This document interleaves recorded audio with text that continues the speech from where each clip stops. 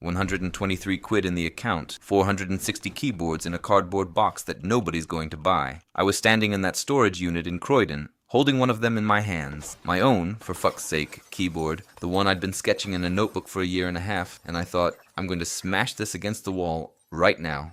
And walk out, and that's it. No, wait, I'm not starting this right. You know what it actually started with? Not the morning I got on the Flixbus out of Cluj. It was the last time I walked into that profi on Memorandumuli, bought bread and the same discount sausage I'd been getting every evening for 2 years.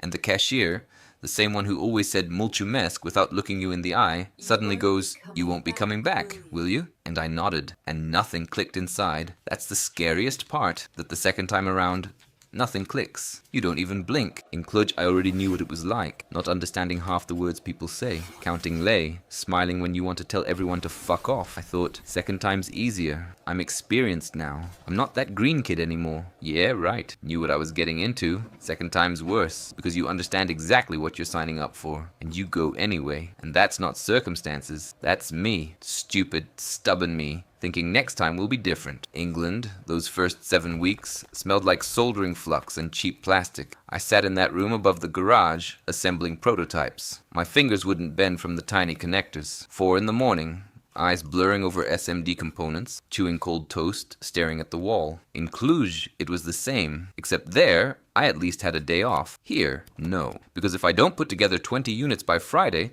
the distributor won't even pick up the phone. And the one who does pick up says, "Interesting product, but not for us." And smile. And you smile back. The boss says, "We love your passion." Yeah, passion. Only nobody's paying my rent with this passion. And I was this close to quitting, counting my last quid, calling mum. Everything's fine.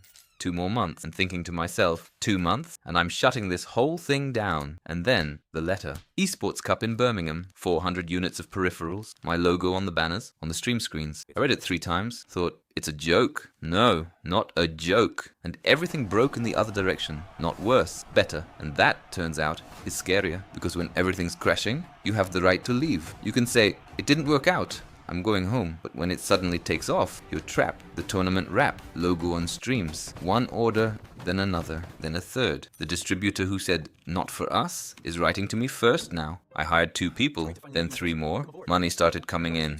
Real money. Not that pitiful 123 quid. Real money. And I should be happy. But I look at the clock. Thursday. I told Mum I call on Thursdays, and I haven't called in 3 weeks. Because what do I say? That everything's great? That I'm staying longer? That in the spring is cancelled? Because there's a 6-month contract, and then another 6? And I didn't dial the number. Just didn't. Stayed silent. Like I stayed silent in Cluj, when they wouldn't pay me overtime. Only back then I thought, I'll endure it. I know how this works. But silence the second time around? That's not experience. That's consent, and it costs more. I came back to Cluj.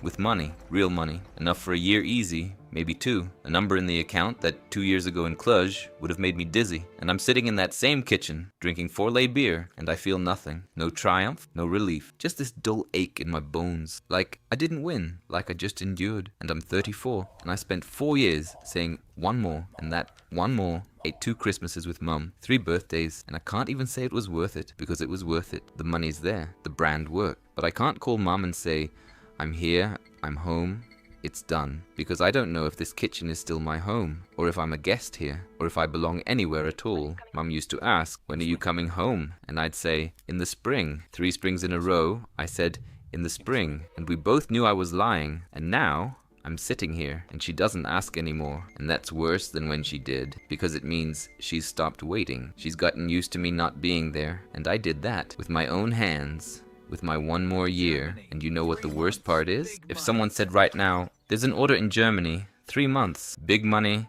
I'd go. Not because I need to. I have enough money, but because I don't know how to sit still anymore. 4 years of running, and now the silence is eating me alive. And that's what scares me most. Not what I lost, but that I don't know how to stop, and whether I even want to.